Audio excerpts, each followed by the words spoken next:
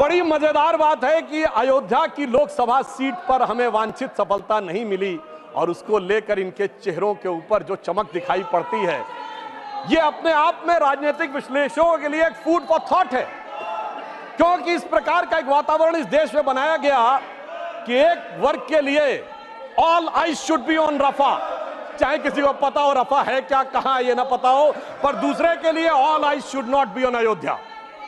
परंतु मैं ये भी बताना चाहता हूं सभापति महोदय, ये लोग समझ नहीं पाए।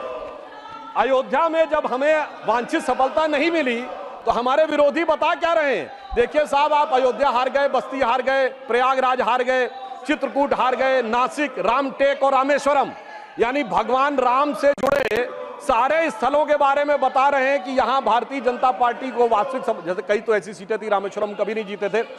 परंतु महोदय मैं कह रहा हूं, ये समझ नहीं पाए प्रभु की लीला क्या है। जो लोग ये कहते थे कि राम हुए नहीं, इसका सबूत दो, वो उत्तर से दक्षिण तक राम से जुड़े स्थानों का सबूत दे रहे हैं कि अयोध्या भी राम से जुड़ी थी, बस्ती भी जुड़ी थी, प्रयागराज भी था, रामटेक भी था, रामेश्वरम भी था।